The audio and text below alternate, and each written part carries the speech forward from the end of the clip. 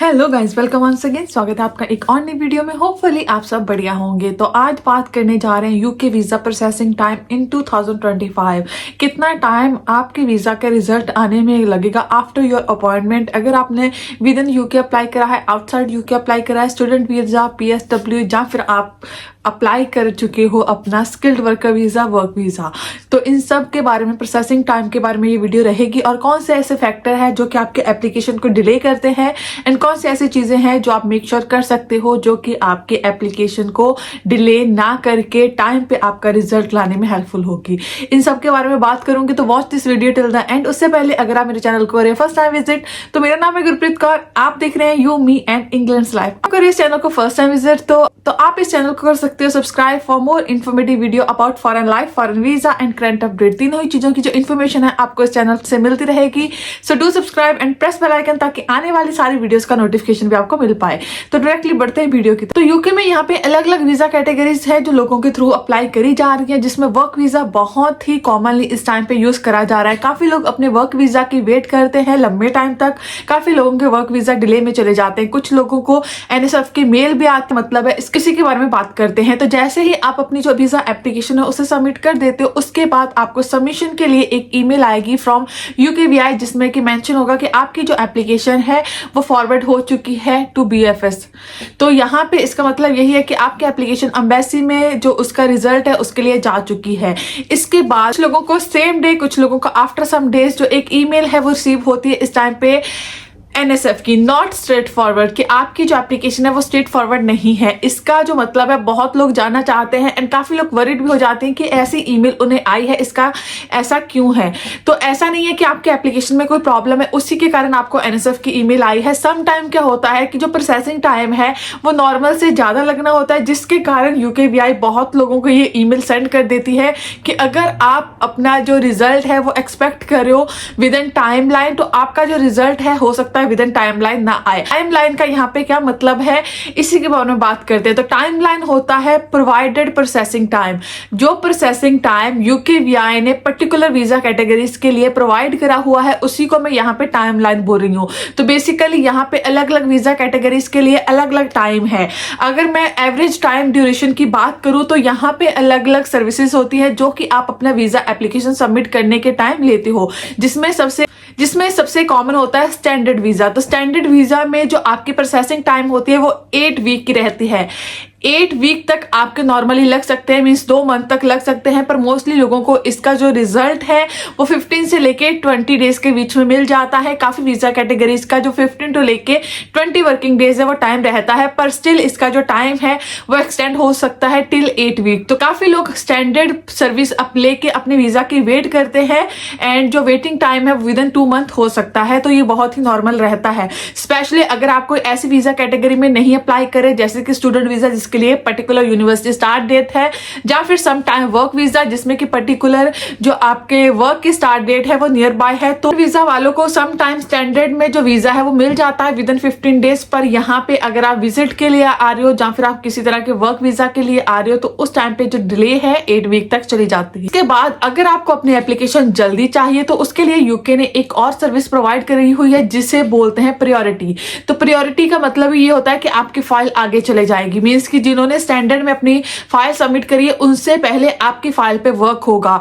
तो प्रायोरिटी के लिए जो टाइम है, स्टैंडर्ड टाइम है वो 5 to 7 वर्किंग डेज होते हैं, जिसमें 1 to 2 वीक और 1.5 वीक के बीच में जो आपका वीजा है उसका जो रिजल्ट है मोस्टली लोगों को मिल जाता है। काफी लोगों को 5 से लेकर 7 डेज के बीच में जो रिजल्ट है वो मिल जाते हैं, पर इस टाइम पे लास्ट 1 ईयर से काफी लोग ऐसे हैं जिन्होंने प्रायोरिटी में अप्लाई करा, स्टिल वो 1 मंथ से वेट करते हैं। इसके लिए अलग अलग फैक्टर होते हैं जो कि मैं आगे जाके डिस्क्राइब करूंगी।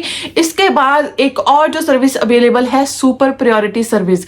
तो इसकी जो कॉस्ट होती है वो बहुत ही ज्यादा रहती है, पर इसका जो रिजल्ट है वो विद इन 1 और 2 डेज के बीच में आपको मिल जाता है। अगर आपको बहुत इमरजेंसी में वीजा अप्लाई करना है तो आप सुपर प्रायोरिटी सर्विस ले सकते हो। बहुत रेयर लोग होते हैं जो सुपर प्रायोरिटी सर्विस के लिए जाते हैं, हालांकि इसमें उसमें भी इस टाइम पे जो टाइम चल रहा है वो अप्रॉक्सीमेटली 1 वीक का चल रहा है। विद इन 1 वीक ही लोगों के वीजा आते हैं, पर बहुत रेयर लोग ही इसमें अप्लाई करते हैं। तो ज्यादातर जो वीजा है वो आ जाता है 2 to 3 डेज के बीच में। वर्किंग डेज की बात करी हूँ, अगर इसमें हॉलीडेज आती हैं तो वो काउंट नहीं होती। ये तीनों ही प्रोसेसिंग टाइम के लिए है कि अगर हॉलीडेज आएंगी तो वो काउंट नहीं होंगी। तो स्टैंडर्ड के लिए 15 से लेकर 20 वर्किंग डेज हैं। अगर आप करे हो प्रायोरिटी के लिए 5 to लेके 7 वर्किंग डेज हैं, एंड सुपर प्रायोरिटी के लिए है 1 to लेके 2 वर्किंग डेज। आगे इसमें जो हॉलीडेज है वो अलग से काउंट होगी। अब बात करते हैं कि कौन से ऐसे फैक्टर्स होते हैं जो कि अफेक्ट करते हैं आपकी वीजा की प्रोसेसिंग टाइम। काफी लोगों के वीजा डिले में जाते हैं, उसके लिए कौन से फैक्टर इंपॉर्टेंट हो सकते हैं। इसमें सबसे जो पहला फैक्टर होता है वो होता है आपके डॉक्यूमेंटेशन। इन केस आपकी एप्लीकेशन में अगर आपका कोई डॉक्यूमेंट मिसिंग है या फिर कोई डॉक्यूमेंट अनक्लियर है, तो उस केस में जो आपके वीजा का रिजल्ट है वो डिले में चला जाएगा।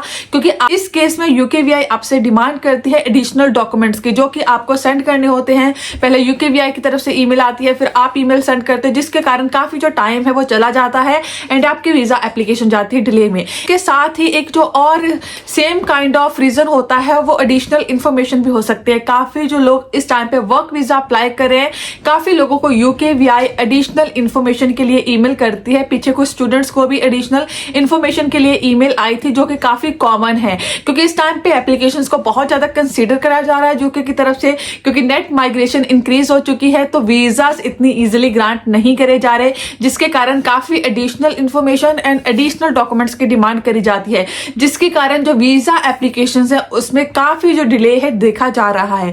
इसके बाद जो सेकंड रीजन है यहाँ पे इंटरव्यूज।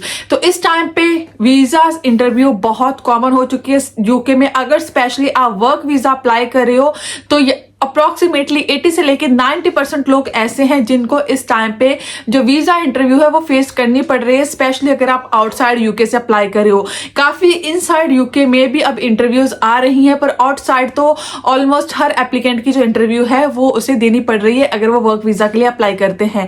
स्टूडेंट वीजा में भी कुछ लोगों की इंटरव्यू आ रही है, तो इंटरव्यू के कारण जो एप्लीकेशन है वो भी काफी डिले में चले जाती है। अगेन आपको एक टाइम शेड्यूल करा जाता है जिस टाइम पे आपकी इंटरव्यू होगी, और सम टाइम ऐसा होता है कि वो टाइम मिस हो जाता है। लोगों को अगेन जो सेकंड मेल है इंटरव्यू के लिए आती है कि इस टाइम पे आपकी इंटरव्यू होगी, तो इंटरव्यू के कारण जो रिजल्ट है डिले में चला जाता है। इंटरव्यू होने के बाद आपने कौन सी सर्विस ली होगी उस पर डिपेंड करता है कि आपके वीजा का रिजल्ट कब तक आएगा। काफी लोगों को विद इन 4 to 5 डेज के बाद रिजल्ट आ रहा है, और काफी लोग ऐसे हैं जो कि 10 to 15 डेज तक भी वेट करते हैं after interview getting there result. Again ये वर्किंग डेज की बात कर रही हूं मैं। यहाँ पे अगर हॉलीडेज वगैरह आती हैं तो वो अलग से टाइम एडिशन इसमें हो जाएगी। इसके बाद जो एक और फैक्टर इंपॉर्टेंट होता है वो होता है बैकलॉग और डिमांड ऑफ वीजास। तो सर्टेन टाइम पे जो वीजास है वो बहुत ज्यादा अप्लाई करे जाते हैं। जैसे कि अगर कोई स्पेसिफिक इनटेक आता है स्टडी का, लाइक जो पीछे जो सितंबर इनटेक था वो इंपॉर्टेंट था, उसके बाद जैन इनटेक है जो कि अब ऑलमोस्ट ओवर हो चुका है। ऑलमोस्ट लोगों ने वीजास अप्लाई कर दिए हैं, पर बहुत कम एप्लीकेशंस ऐसी हैं जो अभी भी जनवरी इनटेक के लिए भेजी जा रही है उन लोगों की जिनकी उनकी जो स्टडी है वो स्टार्ट होनी होती है स्टूडेंट की। इसके कारण जो प्रायोरिटीज दी जाती हैं वो स्टूडेंट्स को दी जाती है रेदर देन जो यहाँ पे वर्क वीजा अप्लाई करते हैं। अगर आप किसी सर्टेन टाइम पे वीजा अप्लाई कर रहे हो एंड उस टाइम पे पर्टिकुलर टाइप ऑफ वीजा की अगर डिमांड ज्यादा है जिसकी एप्लीकेशन पहले पिक करी जाएगी, तो ऑब्वियसली आपके एप्लीकेशन की जो प्रायोरिटी है वो कम हो जाएगी। उस केस में आपका जो वेटिंग टाइम है वो इंक्रीज हो जाएगा। हालांकि अगर मैं रिसेंट टाइम की बात करूं तो जैन इनटेक खत्म हो चुका है स्टूडेंट्स के लिए। फरवरी इनटेक बहुत कम यूनिवर्सिटीज प्रोवाइड करती हैं। अब जो अगेन नेक्स्ट इनटेक आएगा वो मई आएगा। मई से पहले काफी टाइम है बीच में 2-3 मंथ का कि आप अपना वीजा एप्लीकेशन अगर सबमिट करते हो तो बैकलॉग के कारण स्टूडेंट्स के कारण आपकी एप्लीकेशन एटलीस्ट डिले में नहीं जाएगी। क्योंकि अगर मई इनटेक के लिए स्टूडेंट्स एप्लीकेशन डालते भी हैं तो वो एकदम से नहीं डालेंगे, और मई इनटेक यूके का कोई इतना बड़ा इनटेक नहीं रहता, जिसके कारण जो स्टूडेंट रीजन है वो बहुत ही कम आप पे इफेक्ट डालेगा। इसके बाद जो पीछे के वीजा पेंडिंग थे, बैकलॉग, उनको पहले क्लियर करा जाएगा, जिसके कारण अभी जो नई एप्लीकेशन है हो सकता है वो डिले में जाए। पर ये जो रीजन है वो विजिबल नहीं होता, क्योंकि कोई भी स्पेसिफिक डेटा यूकेवीआई प्रोवाइड नहीं करती कि उनके पास बैकलॉग में कितनी एप्लीकेशंस जो है वो पेंडिंग है, कितनी एप्लीकेशंस का रिजल्ट उन्होंने देना है। पर इस ट्रेंड को मोस्टली ऑब्जर्व करा जाता है जब भी कोई स्पेसिफिक इनटेक आता है या फिर स्पेसिफिक वीजा कैटेगरी आती है, तो उस टाइम पे वीजा प्रोसेसिंग है वो काफी स्लो हो जाती है, वीजा जो है वो काफी लेट ग्रांट होते हैं। अब जो एक और फैक्टर हो सकता है वो हो सकता है एरर इन योर एप्लीकेशन। काफी लोग अपनी एप्लीकेशन सबमिट करने के टाइम पे कोई एरर कर देते हैं, कोई गलती कर देते हैं, जिसके कारण उनकी एप्लीकेशन जो है, जिस कारण जो यूकेवीआई है उनको जो पर्टिकुलर एप्लीकेशन है जिसमें एरर है रिजल्ट देने में टाइम लगता है, क्योंकि यूकेवीआई को क्लैरिफिकेशन करनी पड़ती है कि एरर के कारण एडिशनल इंफॉर्मेशन एंड एडिशनल जो डॉक्यूमेंट है वो मांगने पड़ सकते हैं। तो ऐसे केस में जो आपकी एप्लीकेशन है डिले हो सकती है। तो मेक श्योर करिएगा कि कोई भी एरर आप अपने एप्लीकेशन में ना करें। ऐड करते हैं कि कौन सी ऐसी चीजें हैं जो आप अपने एंड से कर सकते हैं ताकि आपकी वीजा एप्लीकेशन डिले में ना जाए। तो इसमें सबसे इंपॉर्टेंट होता है accurate information and accurate form filling. जब आप अपना वीजा एप्लीकेशन सबमिट करते हो, मेक श्योर करो कि आप उसमें कोई एरर ना करो, जिसके कारण यूकेवीआई को आपको कोई एडिशनल इन्फॉर्मेशन या फिर एडिशनल डॉक्यूमेंट्स की डिमांड ना करनी पड़े। तो जो भी आपकी एप्लीकेशन के रिलेटेड डॉक्यूमेंट है उसे एक्यूरेटली प्रोवाइड करिए, और ऐसा नहीं है कि आप बहुत ज्यादा डॉक्यूमेंटेशन प्रोवाइड कर दो जिसके कारण भी आपकी एप्लीकेशन डिले में चली जाती है। बिकॉज आप अपनी एप्लीकेशन में जितने ज्यादा डॉक्यूमेंट्स प्रोवाइड करोगे उतने ज्यादा डॉक्यूमेंट्स की चेकिंग होगी एंड एप्लीकेशन डिले होने के चांसेस होते हैं। रिक्वायर्ड एंड एक्यूरेट डॉक्यूमेंटेशन आपकी एप्लीकेशन को जो स्पीड अप है वो करती है। अगर आप किसी पर्टिकुलर सिचुएशन, इसके अलावा अगर आप किसी पर्टिकुलर ओकेजन के लिए यूके में आ रहे हैं, लाइक अगर आपने विजिट वीजा अप्लाई करना है और आपका कोई पर्टिकुलर ओकेजन है, तो आप अपने वीजा की जो प्लानिंग है वो अकॉर्डिंगली करिए। सेम ये स्टूडेंट वीजा पे भी इंप्लीमेंट होता है। अगर आपकी पर्टिकुलर स्टार्टिंग डेट है कोर्स की, तो उसके अकॉर्डिंग आप अपनी एप्लीकेशन सबमिट करिए ताकि जो आपका वीजा है वो आपको एक्यूरेट टाइम पे मिल पाए। तो इसके अलावा जो एक चीज और आप कर सकते हो, अगर आपको वीजा बहुत जल्दी चाहिए तो आप प्रायोरिटी और सुपर प्रायोरिटी सर्विस को भी जो है ले सकते हो। अब बात करते हैं उन लोगों के लिए जिन्होंने ऑलरेडी एप्लीकेशन सबमिट कर दी है और वो काफी लॉन्ग टाइम से वेट कर रहे हैं उनके वीजा के आने के लिए। अगर उनके वीजा का रिजल्ट डिले में हो रहा है तो वो क्या ऑप्शन उनके पास अवेलेबल है और वो क्या कर सकते हैं। तो सबसे पहले तो टाइम टू टाइम यूकेवीआई की साइट पे चेक करते रहिए कि आपकी वीजा कैटेगरी का जो प्रोसेसिंग टाइम है वो क्या चल रहा है। काफी टाइम ऐसे होते हैं, काफी बिजी टाइम है, यूकेवीआई अपनी साइट पे ऑलरेडी मेंशन कर देती है कि इस वीजा कैटेगरी में जो टाइम है वो ज्यादा लग सकता है। अगर कुछ ऐसा नोटिस आता है तो उस केस में आपका टाइम ज्यादा लगेगा, आपको वेट करनी पड़ेगी। सिमिलरली जिनको एनएसएफ की मेल आई है नॉट स्ट्रेट फॉरवर्ड की, उसके बाद अगर कोई एडिशनल इंफॉर्मेशन या फिर एडिशनल डॉक्यूमेंटेशन नहीं मांगी गई तो उस केस में भी आपकी जो प्रोसेसिंग टाइम है वो नॉर्मल नहीं रहेगी, आपका जो एडिशनल टाइम है वो लगने वाला है।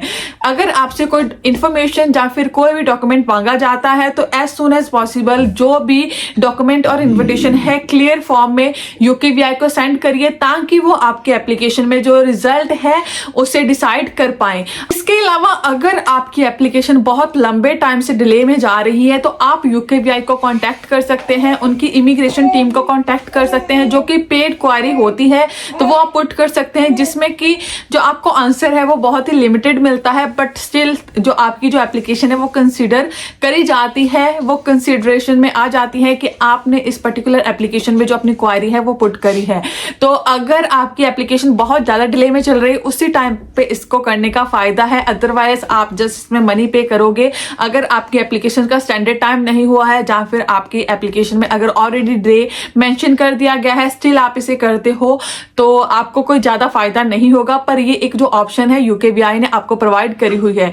इसके अलावा आपके पास ज्यादा कुछ होता नहीं है करने के लिए, आपको वेट करनी पड़ेगी। कोई भी इसमें पर्टिकुलर प्रेडिक्ट नहीं कर सकता। बहुत लोग मुझे जो है कमेंट करते रहते हैं कि उन्होंने 1 मंथ से 2 मंथ से वीजा अप्लाई करा है, कब तक उनका वीजा आएगा, या फिर उनकी इंटरव्यू हो चुकी है, कब तक उन्हें इसका रिजल्ट मिल जाएगा।